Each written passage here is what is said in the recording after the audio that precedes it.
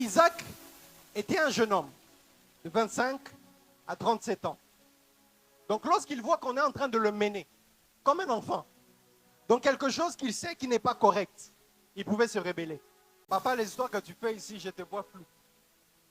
Viens, la soit Bungia. Hein? Dit qu'on part adorer, mais il y a le bois, il y a le feu, il n'y a pas d'agneau. Ces vieux ici deviennent des occultistes. Mais Isaac n'a pas fait ça. Isaac n'a pas couru, c'est les serviteurs qu'ils avaient laissés en bas. Viens, Bungi. Le vieux ici, je ne le comprends pas.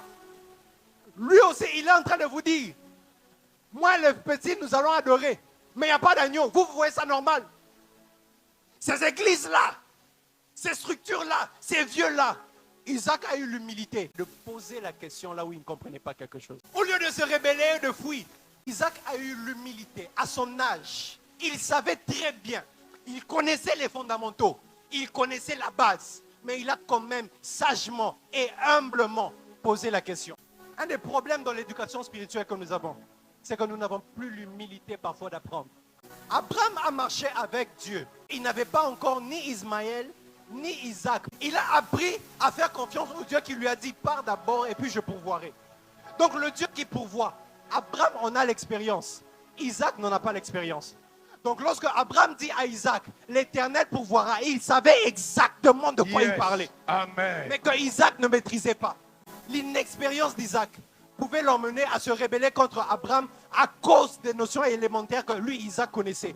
Mais il ne savait pas qu'au-dessus des bases et élémentaires, parfois, il y a Dieu lui seul qui pourvoit à l'agneau. Est-ce que nous avons encore l'humilité d'apprendre et d'écouter les autres? D'écouter, c'est que les pères disent.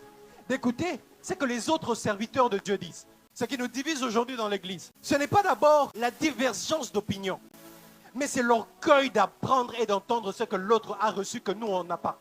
Même l'apôtre Paul dit, nous connaissons en partie. Pourquoi vous voulez me dire que ce qu'on nous a appris en théologie, c'est tout ce qu'il y a? Pourquoi vous voulez limiter mon Dieu à nous apprendre que ce qu'on nous a appris comme base? Amen. Il y a un moment, tu vas à la montagne seulement avec le bois et le feu, parce que c'est à la montagne que Dieu donnera l'agneau. Amen. 1 Corinthiens 8, 1 à 2. La connaissance enfle, mais l'amour édifie. Si quelqu'un croit savoir quelque chose, il n'a pas encore connu ce qu'il faut connaître. Ce que j'aime avec Isaac, ce qui l'a emmené à la gloire, c'est qu'il a eu l'humilité de poser la question. Il ne s'est pas directement rébellé. Il dit, il n'y a pas l'agneau. Mais il pose quand même la question. Et puis j'aime à quel moment il pose la question. Il pose la question au moment où ils viennent de se séparer des deux autres. Mais Isaac, vous avez fait 3 jours, vous étiez en train de marcher. Pourquoi tu n'as pas posé la question? Parce qu'il se disait, même si je connais, il n'y a pas de problème. Mais je ne veux pas forcément humilier mon père devant les autres. Je vais poser la question quand on sera en privé. Amen. Quand ils étaient seulement à 2, c'est là qu'il pose la question. Il dit, papa, je ne comprends pas. Il y a le bois, il y a le feu, mais où est l'agneau? Si c'était à notre époque, on serait allé sur Facebook. Est-ce que tu as l'humilité de voir ton frère en privé pour lui poser la question? Je n'ai pas compris. Quand tu as expliqué cette chose-là, c'est quoi? Et regardez une autre chose. J'étais en train de vous préciser qu'Abraham n'avait pas pris que le bois et le feu. Abraham avait pris le bois, le feu et le couteau. Et il manquait l'agneau. Isaac avait très bien vu le couteau. Mais il ne s'est pas basé sur le couteau pour dire je vois le bois, je vois le feu, je vois le couteau. Il a cité uniquement les notions de base. Ce qui divise l'église, c'est les accessoires. Regarde ses cheveux. Regarde ses tatouages. Regarde sa robe. Regarde sa robe. Est-ce que l'agneau est là? Isaac a posé la bonne question. Il dit je ne vois pas l'agneau. La sœur que tu es en train de critiquer là, pose-lui est-ce qu'elle a Jésus ou pas? Le frère que tu critiques là à cause de ses cheveux, est-ce qu'il a l'agneau ou pas?